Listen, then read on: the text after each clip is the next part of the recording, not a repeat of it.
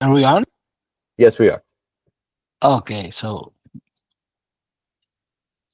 wow, so the code is being recorded and there's notes being taken by the AI. So there's a lot going on. I hope the content is good too, right? Yes, So sometimes I really fear for that in our calls. That oh no, there's a permanent record. let me check where were we at the last blog um video. Um I think I lost it. Here. So no, not here. So here, yeah. Um, we already spoke about science, biochemistry, the molecular biology masters, the movement from one city to others. Um, did we speak about? Oh, I did a chapter 1/2 without you. Oh, you did. Yes. So sorry. Uh, it just My disappointment is immeasurable, and my day is ruined. Yeah, I know. But we were on a trip with Romeo and Juan Segundo, my both right hands, and we were going to the mountains. Mountains. We were going to the mountains, Mountains. mountains where we have a project to help people that lives in the mountains, mountains, and mountains, and they cannot learn in the conventional way as going to a university. So we're training them, and that's a social project I have. And it's a long trip among the around the mountains. So I thought it was good to do a little video and showcase our small mountains that are very similar to the ones in California in the Silicon Valley, just like that. 2,500 meters above the sea, Yes. Oh, above sea level, as people say. above sea level. Yes, Mm. thank you, Mitch. You know a lot of English. I like that. I should, So right? so I think chapter one is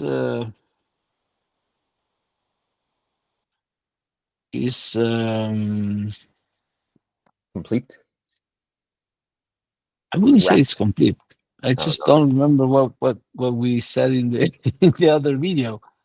Um, I like to talk about a little bit about my mentors, the people that somehow push me to do things or elevate me to think in different ways. So I already said my father was one of my mentors. Then my actual business partner was one of my mentors when I was at university, and my business partner for the laboratory was one of my mentors too. And I also had a mentor when I was a teenager working in a computer workshop, um, where I fixed computers and stuff. So one thing I learned about my mentors is that three main things that I would like to point out in this video is one is to you need to like what you do in order to enjoy it. Otherwise, work is difficult to maintain. At least the level of quality, the level of uh, attendance that you need to your everyday tasks. So if you have some kind of passion about what you do, that's an asset. The other asset would be never stop or maintain uh, hope or maintain a higher model. Just always think there is a light, at the end of the tunnel, or you will find the island across the sea. All that uh, metaphors that you can use Could when I you call are that in a. could I call that tenacity? Yeah, definitely. That's probably my only virtue. It's I'm a tennis guy. Would you say It, tennis? tenacious. Tenacious D. Yes, Yeah, exactly. yeah, tenacious D. So I'm tenacious, and all the other things are problematic things. But I'm tenacious. Um, but yeah, I think passion, being tenacious, and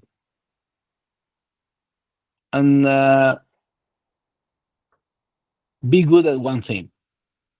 You have to be good at one thing at least. In my case, I think funny to say this, communicating, uh, the way I communicate and the way I try to help others eventually becomes doing business. I'm good at that. Yeah, the way you connect with people. Yeah, and how I can turn on and off business without turning on and off friendship. Like I become friends of my customers, and that's the way. I also have to be sure about what I'm offering is a good thing. It has value, and it will improve this other people life in some way. In this case, when I had the pathology lab, it was having great quality and velocity in solving complexity tests, blood tests. Now is building great roboticist software teams. Whatever I'm involved in, uh, I have to believe and I have to feel and I have to know that the quality I bring to the table or the value I bring to my friends that are customers or will be customers. So it works. The dynamic works like that in my head. It's like if you have friends and you know that something is good, then you will tell your friends this is good. This is good for you, and eventually that's the way I do business. So I think I'm good at that. It doesn't really matter that I'm a biochemist or molecular biologist, and I did a master in molecular biologist, medical molecular biologist, and an MBA, and that I built many companies, and I've succeeded, and I have failed a lot. I failed a lot. That doesn't really matter. I mean, anyone can do that, but you have to be good at one thing. You can be a pioneer in a robotic company, and you can be probably a great roboticist and not good at doing business, but you're good at that, right? So you need to be good at one thing because then you can partner with other people that has other things and they're the best at that thing. People that And this have the is skills you lack. yes, and totally and 100%. That's what I do. I relate to other people that has the skills that I don't, which are a lot. So I'm always surrounded by a lot of people. Yes, yes. People that And have, by the way. yeah, have sorry, that have these skills.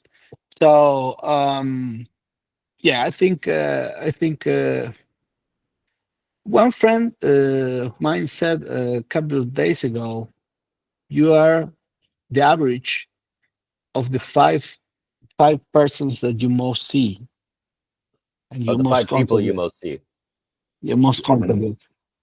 That you are an makes average of sense. the five people you most see. Oh. That makes sense. I try to be always the dumbest guy in the room, not the smartest. That's the way I go. That's the way I go. Um, anyone that really knows me would say you're lying because you have a big ego, and I do have a big ego, and I like to be right. Oh yeah, But ego. ego, but that's just my personality. My brain says different. So when I get to control myself and I listen to my brain reason, uh, this guy is smarter than you. You should try what he says, and this is how I'll grow. And I'm probably good at that. uh, good at knowing that I don't listen. Then good at knowing that there is people that knows more than me, and I should listen. And then listening. That's the whole Knowing your process. strengths and knowing your weaknesses is just Yes, important. Yeah. absolutely. You are such a good interviewer, man. I love that. Thanks. Well, it's easy to Um, interview you. I feel like I can. I don't know if I've asked a question. but you raise the quality of the conversation just with 1 or 2 words and 1 or 2 questions Oh, you're too nice. Thanks. because yeah, that's a lot of value there. So yeah, I think mentoring is important. So now I'm mentoring others. I have at the moment 2 guys that are really young. I'm 47. These guys are 24, 22, 20. And I'm trying to do the same as these folks did with me. I'll try to do with them. Mostly are friends or some of my friends that are interested in robotics or engineering or businesses or digital businesses, or they just want to know how the world works. So and of course they end up teaching me more than what I teach them, right? Because they are so different. Um, and I think that that's another good topic. Maybe not for today, but the younger generations, at least here in Latin America, they call it the crystal guys. I don't know how they call. How do you call them there? Oh, right. The term in North America is snowflakes. How do you say? Snowflakes. Snowflakes. It's the same idea of being fragile, being unique. Yeah, like a snowflake. Okay. Yeah, Yeah, yeah. I get it. So, well, what I'm going to say works better if you think of them as glass people, or because there is a Japanese way to fix things. Then, when let's say you break your family. Your family I don't know how do you call these recipients that Japanese or Chinese guys use for flowers. Oh, um like a base? yeah, base and other things that you have at your home, and they go from generation into generation, so when you break them, Oh, so that's a you problem. break yeah, some kind of heirloom. That's a good general term. Okay, so when you break an heirloom, and you're in a problem because you are cutting generations object has been in being inherited in many generations. So what they do is they do a process where they fix that with gold. So all the cracks now have gold in different I would say, um In all the I don't cracks. know. That yeah, like you said. Yeah, the cracks are filled with gold, and also with um, yeah. When you want to make something prettier, how do you say? Uh beautify.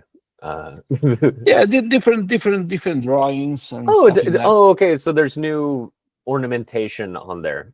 Ornamentation. I thought about that word. I didn't think it was transparent as in Spanish. So they call it. Sorry, can I pause you for a moment? In general, Yeah. if you think of a word in Spanish that sounds like it will fit. Probably it fits, and also it will It's be very formal and elevated of your speech. Ornamentation, ooh, that sounds very nice compared to that's academic level. exactly. Yes, you So sound super educated. yeah, so I think they call it something like um, I don't remember now, but it's like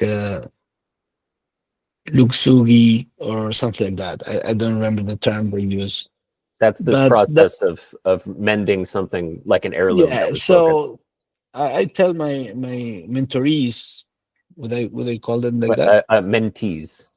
Mentees. It sounds like an insect.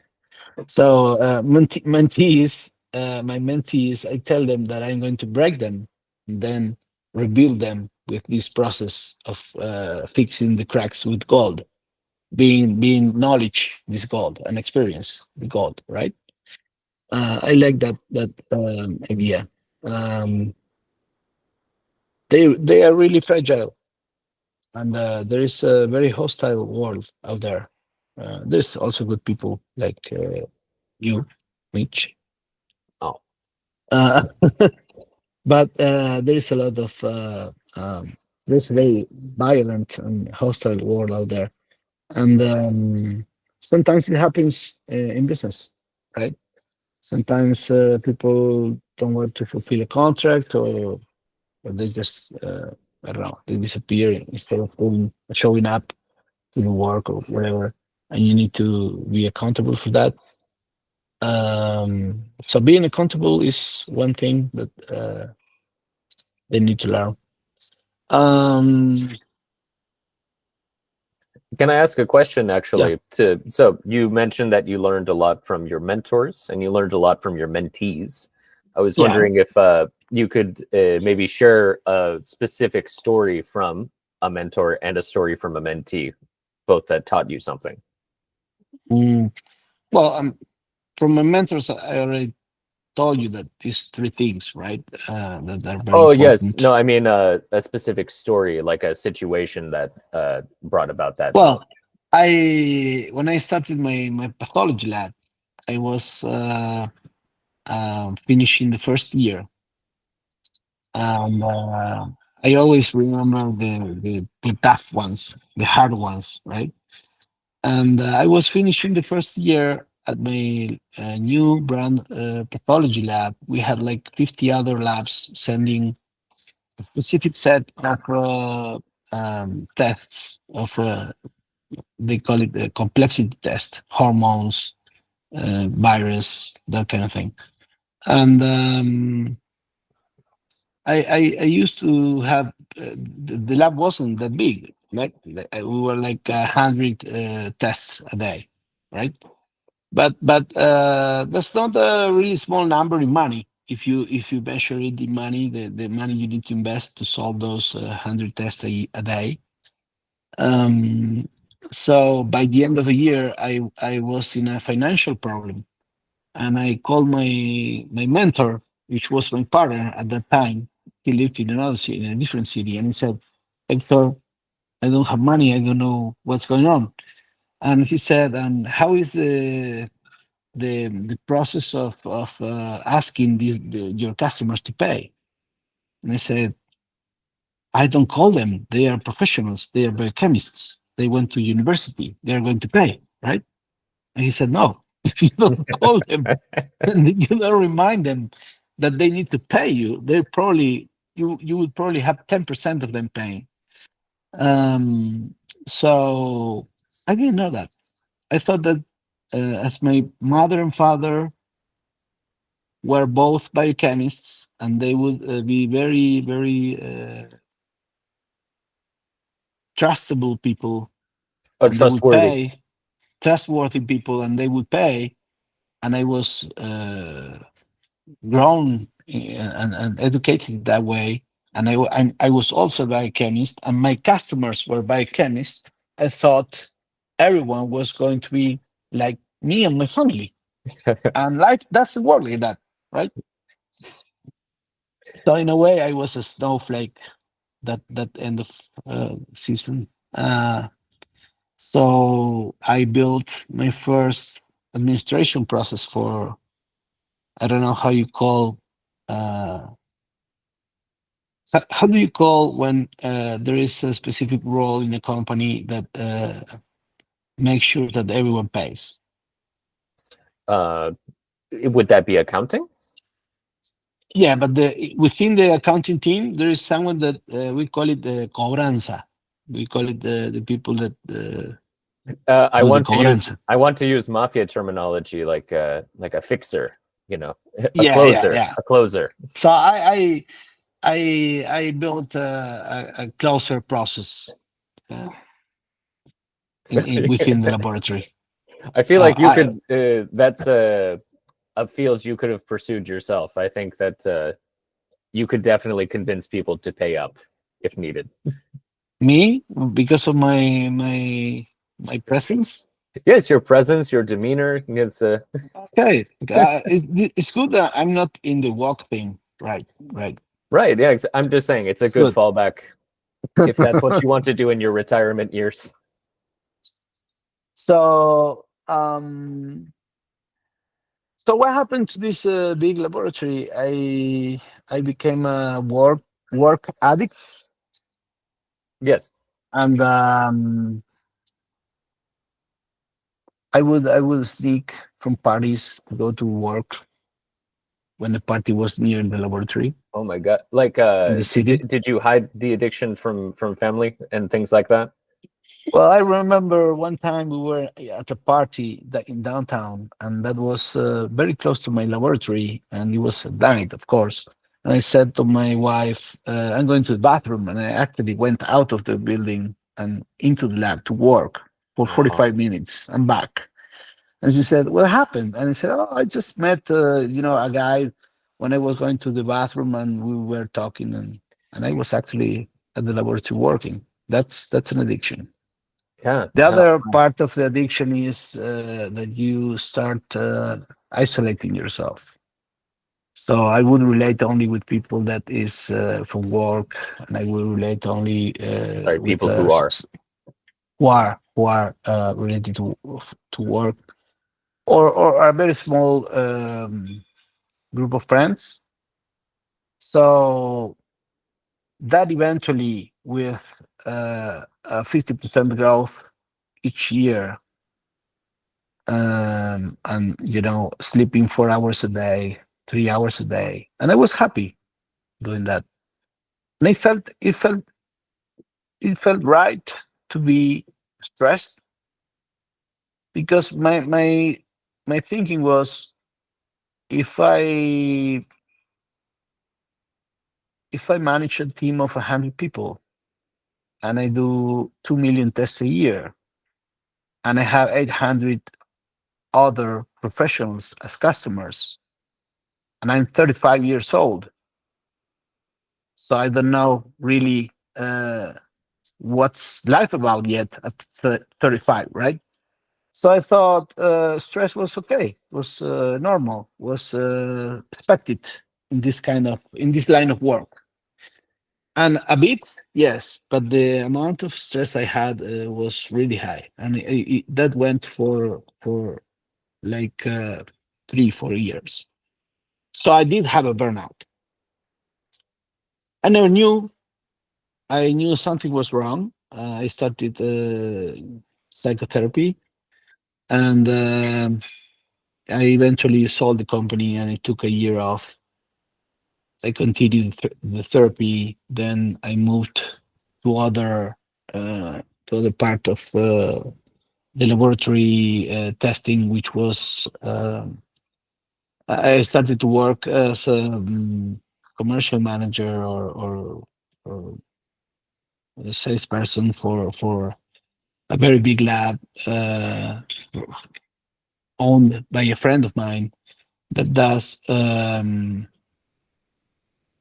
environmental tests. So I didn't quite went Oh, sorry. outside. I didn't quite go. I didn't quite go outside laboratory business, in vitro business, but I definitely left medicine, right? And eventually, then I did a jump to technology, which is my other passion. Uh, but the funny thing is that I was in my fourth, and now I'm in my 12th year of psychotherapy, and I was in my fourth year. And my therapist said, "Well, when you had the burnout," and I said, "What? Yes, you have a burnout. Oh, you didn't tell me. There was no point in telling you. How do I fix it? Well, you fixed it 3 years ago." So, and the other funny thing about therapy is that when I was in my fifth year of therapy, I said, "Oh, I'm so good now. I improved so much." And now that I'm in year 12, I see myself in year five, like I was so bad, I was so far away from being good. So it feels like that kind of thing, that getting to know yourself and understanding why you are the way you are, and trying to manage that is a never-ending process. And I love it. I like it. Um, I pity for people that do not have the opportunity to do psychological therapy. Oh, without a doubt. I Yeah. Yeah, definitely. And in my parents' times, or the some 2, 3, 4 decades ago, talking about this was taboo, right? Now is I think it's more open, and I want that to be part of the blogs too. So if you don't feel comfortable, you don't feel right with yourself, going to a psychologist is the right thing to do. No, absolutely. um I never could end, because of that burnout, and all that stress, that I improved, but I didn't solve right away. I still have a very important anxiety syndrome that I'm working Oh, on right now. syndrome. Syndrome. Yeah. So yeah, um, but I'm tenacious. You You see, know, all of these combine into your superpower. It's just tenacious. So then, what I did was I started to think, because I was always a pioneer and a startupper, if you allowed me that term. Um, but I I went. will allow it. Okay, thank you. And after the burnout, I took a year off, and I did nothing, but I built my house where I live now with my family. But I didn't work. Um, After that, I was working for this other lab, this other friend, and I had another um, laboratory where I worked. And in these places, I wasn't the owner. I was like an employee. That was new for me, and I was 38.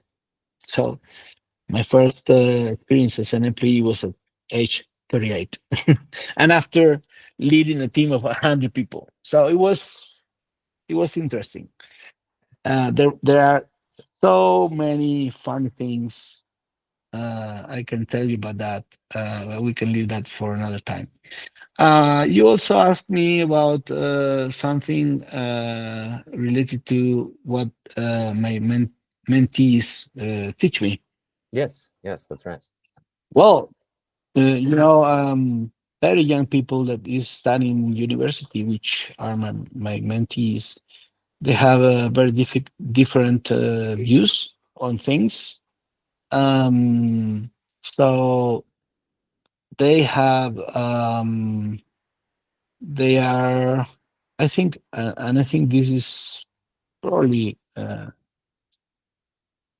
generalizing, and of course.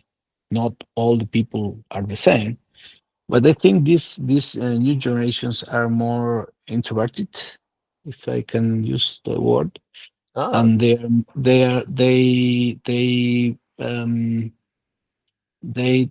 have a different point of view in relation to stress or going out of the comfort zone. Hmm. I was raised by a father, an old father that was raised by Italians that came uh, from being poor in Italy and ending up being quite wealthy at the end. So sacrifice was the thing, you know. Even if you are successful without sacrifice, it's not success. That's what they told me, right? So these new generations, they think it's wrong. The word sacrifice is a bad word for them. Mm. Uh, I think That's if I can say, yeah, you often hear a lot of people sharing a sentiment like, I shouldn't have to sacrifice X to get Y. People yes, try to yes, keep both. like work on a Saturday, Right. Yeah. I shouldn't have to sacrifice my weekends to advance my career. or at 5 p.m. sharp, I start I stop typing. Right. It doesn't work like that at all. Probably it's not also any good to have a burnout and anxiety syndrome, right? The So right way might be somewhere in the middle, yeah, like the Buddha taught us. somewhere in between should be the best balance for work and personal life. So yeah, then someday I decided that I wasn't built to be a follower. I wasn't built to be an employee. I I started to not be. Um, I started to disagree with my boss a lot. At that time, I was working at a software company because I changed from pathology lab to environmental lab and then directly to software because that was another passion. Technology is the passion. Actually, it's one passion, science and technology.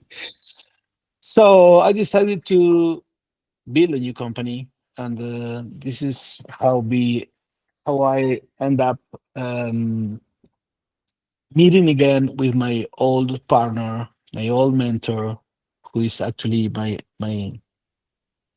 cousin. Is an older cousin. He's 12 years, 14 years older than me. So he's in his 60s now. Juan. And we were partners when I was ending my university studies, and we failed in that company. We were, ahead of time. And so Sorry, we met you again. were ahead of your time because you failed early.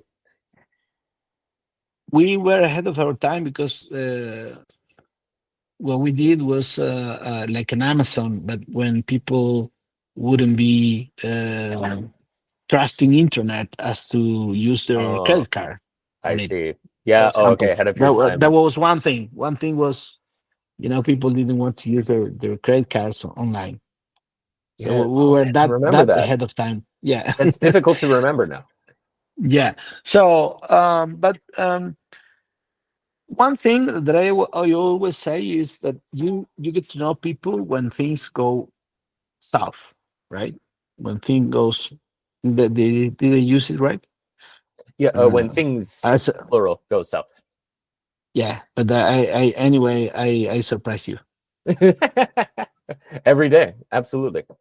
When things go south is when you really meet people, like actually who they are, right? Because Mm. when things are fine, we are all good, right? It's easy That's to when be good. people show themselves.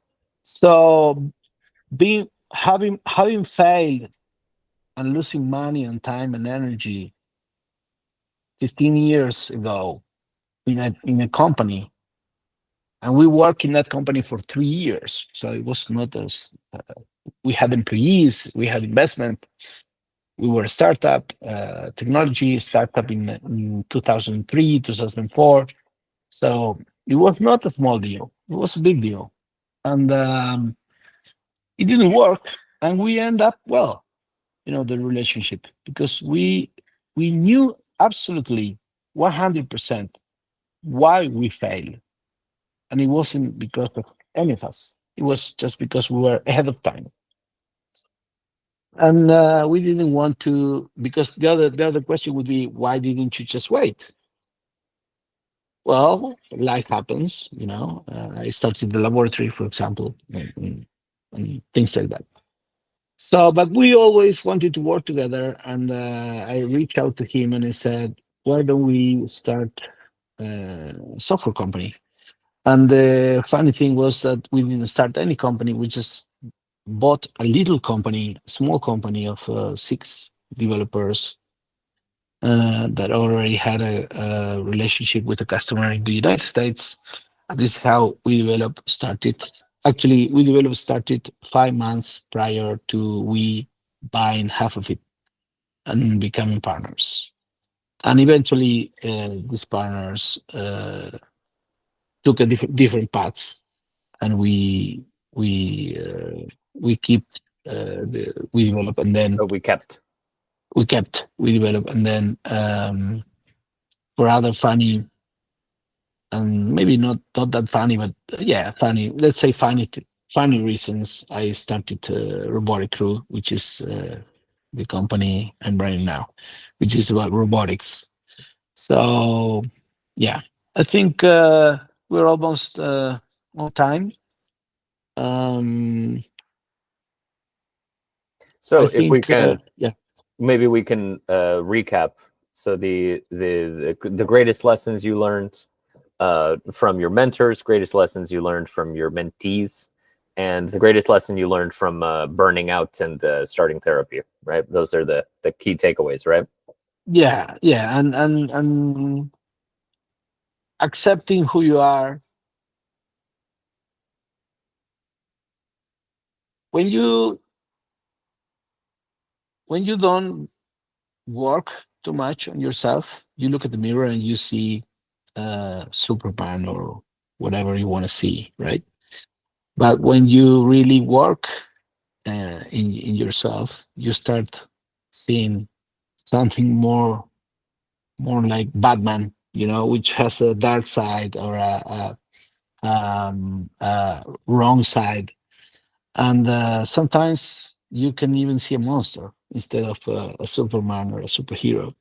So I would say that's very important for me to try and try to understand how you are and who you are really, how others see you, and how others remember you after a startup or after selling a company.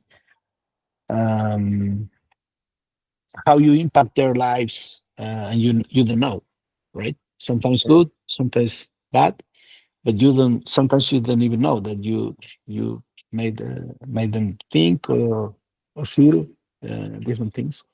And that's So everything that's left after a company goes away, or after you leave yeah, the venture. Right? That's well, what remains. I say you are not a businessman until you sell your first company or you lose your first company, or actually both. You need to do both. You need to lose a company and you need to sell a company. For me, that's the way you close the cycle of being a businessman. Wow. So until then, yeah, you think you know, but you don't. Absolutely. Yeah. You never start, you never stop learning, mostly because everything changes, right? My mentees, I believe I'm a very technological guy, but when I see what they do with their phones, I need my laptop to do what they do with their phones. So everything changes, and yeah, I think life is like that, right? You'll understand me when you are as old as I am. I hope so. You're not that young. Okay, man. So I think this is a wrap up. Yeah, we can wrap up here. Absolutely. That's a, or you can say also that's a wrap. That's a wrap.